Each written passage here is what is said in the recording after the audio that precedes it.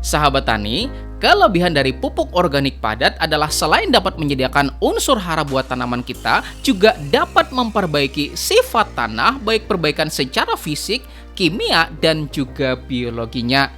Menurut ilmu jadam organik, itu disebutin bahwa bagaimana kondisi tanaman kita itu mewakili bagaimana kondisi di bagian perakaran tanaman itu sendiri. Dan bagaimana kondisi perakarannya itu mewakili bagaimana kualitas dari tanah pertaniannya.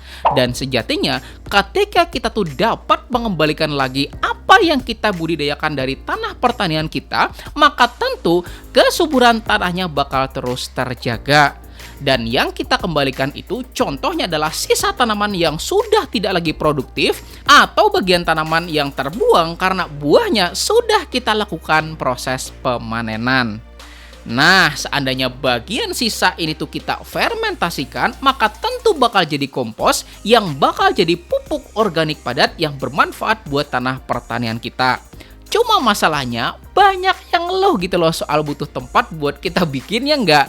Dan juga butuh waktu dalam proses fermentasinya. Saya tuh kepikiran gitu ya sahabat tani, seandainya sisa tanaman ini tuh kita gunakan pihak ketiga buat memfermentasikan, contohnya apa? Sapi ya sahabat tani, maka otomatis kan nanti sapinya bakal buang kotoran ya enggak? Nah, kotoran ini dari segi ukuran itu jauh lebih kecil dan dari segi kecepatan fermentasi itu juga jauh lebih baik ya enggak? Cuman masalahnya bisa nggak sih ide ini tuh buat diwujudin ya enggak? Nah, maka di dalam video kali ini saya mengundang seorang peternak sapi buat berdiskusi gitu loh bagaimana pemanfaatan sisa tanaman ini kalau digunakan sebagai pakan ternak yang nanti kotorannya bakal kita gunakan sebagai pupuk organik padat.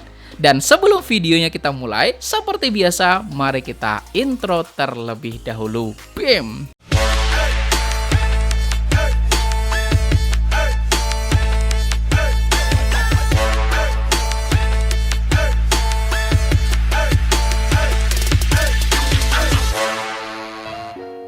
Yang namanya pupuk itu kan terbagi menjadi dua. Itu kan pupuk organik cair juga pupuk organik padat.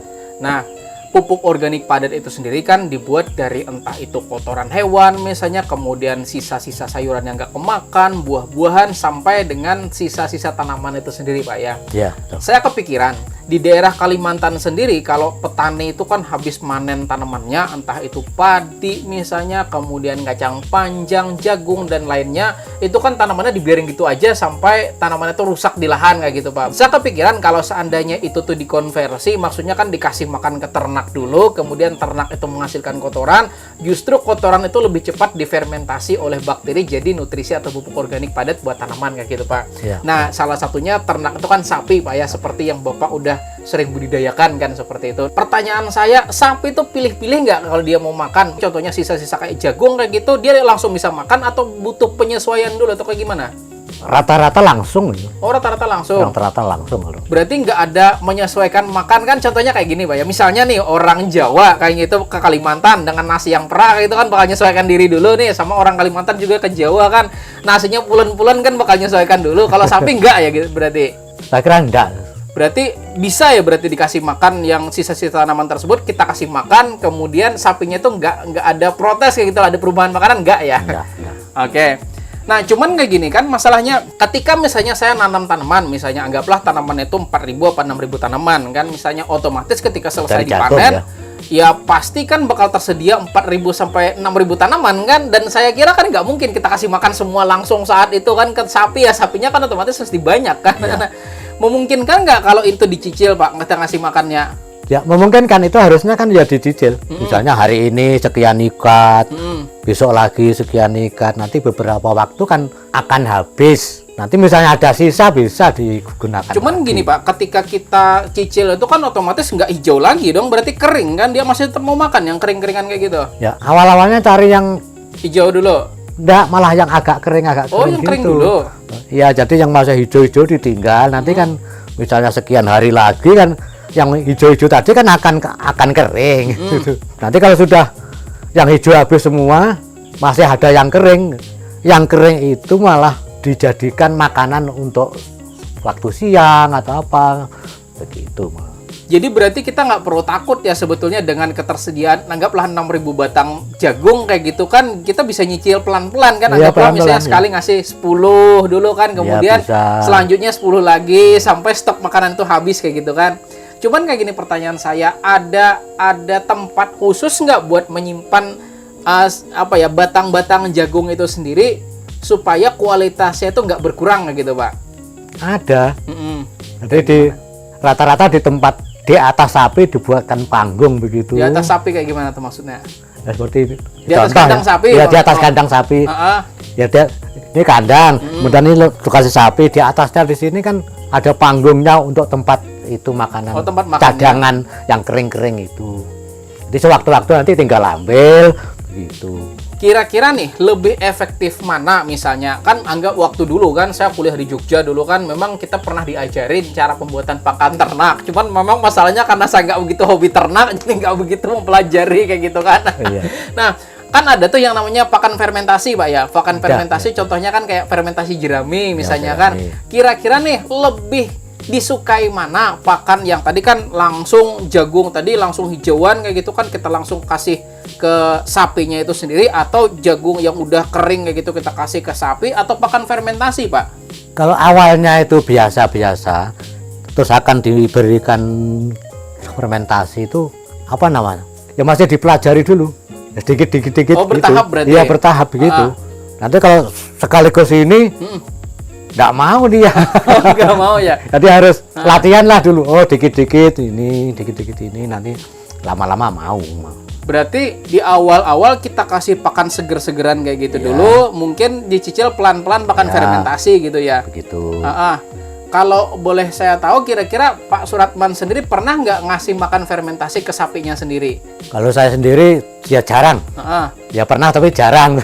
Karena Itu mungkin tadi. udah tersedia ya berarti. Iya. Artinya baik pakan itu pakan segeran atau pakan segeran yang kering dengan pakan fermentasi itu sama ya, bisa dimakan oleh sapinya itu sendiri Bisa, gitu ya. bisa.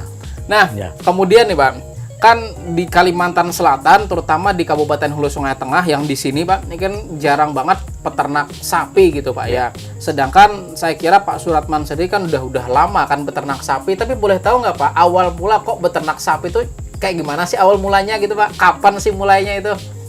Sejak kecil orang tua itu kan sudah memelihara sapi, entah 2, entah 3, entah 4 dan sebagainya. Kemudian anak-anak kan tinggal meneruskan. Oh, jadi dari turun temurun Iya, nih dari ceritanya. turun temurun itu. Hmm. Tinggal meneruskan, oh begini, karena lokasi pedesaan kan jarang rumah. Membuat kandang itu kan termasuk ya bebas lah. Itu sejak umur berapa sih meneruskan peternak sapi itu? Ya sejak usia SD kelas 6, SMP, Oh, kelas 6 SMA itu kalau sore kan tidak sekolah, kemudian membantu orang tua untuk mencari rumput. Lama-kelamaan kan karena terbiasa, jadi akhirnya gemar. Nanti ada kebutuhan misalnya misalnya 5 juta sampai 10 juta kan bisa jual gitu. Tapi dari pengalaman-pengalaman pertama, kan pertama-pertama nih mungkin usia kelas 6 misalnya kan, kemudian mungkin mau meranjak SMP kayak gitu SMP. kan. Susah nggak sih ternak sapi? Ya dikatakan susah ya susah kan, dikatakan enggak ya enggak, tapi Susahnya tuh kayak gimana nih? nah, susahnya kalau musim kemarau cari rumputnya itu yang susah, bisa ke lain kecamatan cari rumput itu. Kalau yang mudah berarti musim hujan gitu Iya, ya? kalau musim penghujan kan sekitar atau itu kan udah banyak rumput. Lalu kalau kita kembalikan lagi dengan tanaman jagung tadi Pak ya, maksudnya tanaman jagung itu kan kita tanam 4.000 tanaman misalnya atau 6.000 tanaman, kemudian itu tuh justru kita simpan sebagai cadangan makan sapi pada musim kemarau. Itu bisa nggak Pak? Mungkin kan pasti butuh ada waktu kan, di sini masih mau makan nggak dia kalau jadikan cadangan makanan? Masih mau ya? Mau makan karena kan udah yang hijau-hijau nggak ada, adanya yaitu mau. Oh, berarti sama kayak manusia nih Iya. ceritanya. Kalau udah nggak ada makan lagi ya ikan asin aja udah nikmat banget. Iya, gitu. nikmat. Lebih-lebih kalau diberi air yang diberi garam, itu disemprot sama apa namanya, itu malah tenang. Kan merasa asin-asin begitu. Iya, ada Asin-asin. macam gurih-gurihnya Iya, gitu. gurih-gurihnya. Lebih-lebih kalau ada gula kelapa dikelembutkan, itu malah senang. Itu Ambim. apa larutannya itu disemprotkan ke pakan dulu atau kayak gimana tuh? Iya, ya di depan sapi itu di tempat palungan itu. Itu malah senang. Karena merasa asin-asin. Ada sensasinya mungkin. Iya. Lalu apakah pemberian larutan itu pada saat kita mau ngasih makan atau bisa kita kasihkan mungkin jauh-jauh hari sebelum kita ngasih makan sapinya, Pak? Langsung waktu akan mengasihkan itu. Oh, berarti larutannya juga masih tersedia dong Iya. berarti. Ya buat langsung itu. Buat langsung. Artinya mungkin ini kan solusi bagi teman-teman petani yang istilahnya punya sisa-sisa tanaman yang daripada terdiam gitu aja kan nggak termanfaatkan, justru jadi solusi bagi para petani bisa memanfaatkan hasil dari sisa-sisa tanamannya, juga para peternak sapi yang pada saat kemarau susah cari pakan gitu Iya, ya. gitu. Iya. Misalnya kemarau sampai 3-4 bulan itu kan lama. Iya, Nggak hujan biasanya iya, kan. Nggak ada rumput rumput susah. ya, rumput susah. Sementara kalau di sini kalau musim kemarau itu juga pasti banyak kan tanaman. Nah, Iya. tanaman-tanaman itu kan justru yang bisa dimanfaatkan kayak gitu, Pak. Iya. Kemudian nih bicara soal peternakan sapi kan kayak gitu. Beternak tuh ya otomatis kan kita memelihara hewan kayak gitulah untuk bisa entah itu dimakan sendiri kayak gitu loh, kemudian dijadikan penghasilan ketika dijual kayak gitu, Pak. Nah, kira-kira nih apakah semua orang gitu loh bisa beternak sapi, Pak? Ya tidak semua orang. Kenapa kok nggak semua orang? Nggak semua orang. Karena ya kita kalau misalnya sudah usia di atas 60-70 itu kan sudah misalnya cari rumput kan sudah begitu. Berarti sebetulnya yang jadi masalah ini bukan masalah memeliharanya ya, tapi carikan makannya berarti ya? Iya, cari makannya itu. Tapi kalau misalnya nih, meskipun usianya anggaplah usianya udah 60-an kayak gitu lah, tapi yang cari makan orang masih tetap bisa berarti ya? Bisa, tapi kan jalannya beli. Berarti kan kalau nggak beli ngupah berarti ya? Iya. Sebenarnya kan beli. Iya, beli. Kemudian nih Pak, saya kepikiran kayak gitu kan, para petani, anggaplah petani sayuran, contohnya kayak jagung tadi, kemudian kayak kacang panjang, kemudian petani tanaman pangan kayak macam padi kayak gitu loh kan, istilahnya nggak termanfaatkan kan sisa-sisa tanamannya. Sementara kan seperti Pak Suratman ini kan juga butuh pakan kan buat ternaknya kayak gitu loh, dan disebutin tadi kalau usia udah 60-an kayak gitu kan agak kesulitan cari pakan kan kayak gitu. Kesulitan. Bisa nggak sistemnya barter? Misalnya kayak gini loh, saya punya pakan nih ceritanya, saya punya sisa jagung nih ceritanya. Pak Suratman kan di sini butuh pakan kan buat sapinya. Kita barter kayak gitu loh. Saya punya pakan tak kasih ke Pak Suratman. Nanti misalnya Pak Suratman tolong dikelola dengan baik sampai jadi kotoran itu dimasukin karung. Nah, karung itu buat saya memungkinkan nggak sistem barter kayak gitu, Pak? Sementara ini kok belum ada di sana tuh. Nah, belum ada nih ceritanya. Iya, belum Cuman ada. konsep seperti ini memungkinkan nggak? Misalnya kan kayak gini, Pak Suratman sendiri kan cerita kalau kesulitannya adalah cari pakan. Saya kan punya pakan nih ceritanya, tak kasih ke Pak Suratman, tapi nanti Pak Suratman ngasih saya pupuk kandang kayak gitu lah. Kira-kira Pak Suratman mau nggak sistemnya kayak gitu? Mau, betul. Mau ya? Mau kalau begitu. Jadi kan cuma maaf ya, saya kasih pakan terus saya minta tainya gitu lah. Nggak apa-apa ya berarti? Minta kotorannya. Akhirnya jadi pupuk kandang itu. Mau. Berarti mau kayak gitu? Mau, kalau ada yang begitu mau. Oh, kalau ada yang begitu mau ya. Kalau seandainya nih, apakah semua peternak memungkinkan mau dengan sistem seperti itu, Pak? Artinya kan gini kan mungkin angin segar kan bagi teman-teman petani yang sisa-sisa tanamannya nggak termanfaatkan kan kayak gitu. Artinya ketika petani-petani punya sisa tanaman kayak gitu loh, dikasih ke peternak, terus peternaknya nanti ngasih kotoran ke petaninya, mau ya berarti? Mau. Semua orang mau kira-kira? Oh, mau berarti ya? Saya jamin mau itu. Jamin mau gitu ya.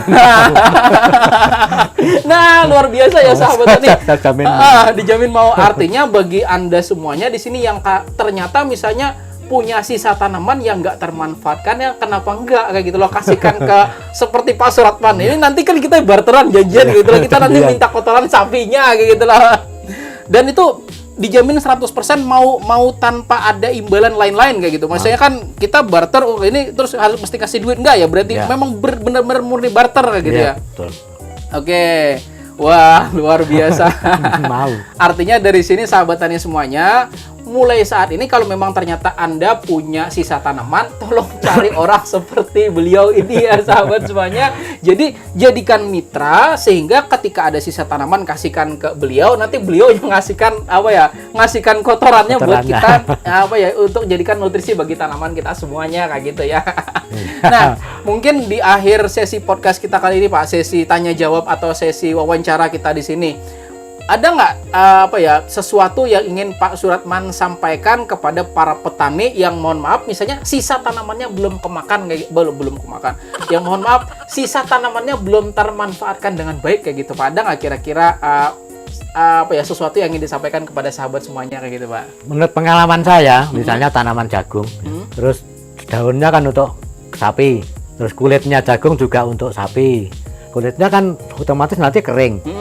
Itu malah lebih senang. Oh gitu juga ya? Oh iya, itu malah lebih bagus. Kulit jagung itu nanti misalnya waktu panen itu keadaan basah masih hijau-hijau, itu dikeringkan. Setelah dikupas dikeringkan, terus nanti ditempatkan yang saya beritahu tadi di atas di atasnya sapi itu ada biasanya di desa kan itu rata-rata. Ya juga ada yang ditempatkan di bawah sini membuat sendiri, itu juga ada. Itu malah senang. Terus yang lain misalnya daunnya yang sisa-sisa kan otomatis tidak bisa habis semua. Jadi sisanya yang agak kering malah dijemur, terus dikeringkan, terus diikat, ditumpuk lagi di tempat yang teduh. Gitu. Nanti sewaktu-waktu istilahnya kekurangan makanan yang hijau itu bisa dimanfaatkan. Lebih-lebih waktu siang kan perlu perlu makan ya, waktu siang perlu makan. Berarti bukan cuma sisa tanaman ya, tapi sisa buah dari tanaman itu juga bisa berarti bisa. Jadi ini ada alternatif ternyata banyak buat cara kita dapetin pupuk organik padat yang gratis kayak gitu ya. Oke. Terus kotorannya kan bisa itu pupuk kandang istilahnya. Ini tidak mengandalkan pupuk buatan pabrik, enggak. Pupuk kandang itu juga malah lebih baik. Yang penting bukan kandang pupuk Pak ya. Pupuk kandang. Pupuk kandang bukan kandang pupuk. Oke, terima kasih kita ucapin ke Pak Suratman yang udah bersedia hadir di podcast Tani, dan mudah-mudahan obrolan kami yang singkat ini bermanfaat buat sahabat tani dan jadi solusi bagaimana caranya mendapatkan pupuk organik padat yang gratis. Terima kasih, saya Rizali Ansar dan Bapak Suratman undur diri. Mudah-mudahan bermanfaat. Terima kasih. Wassalamualaikum warahmatullahi wabarakatuh.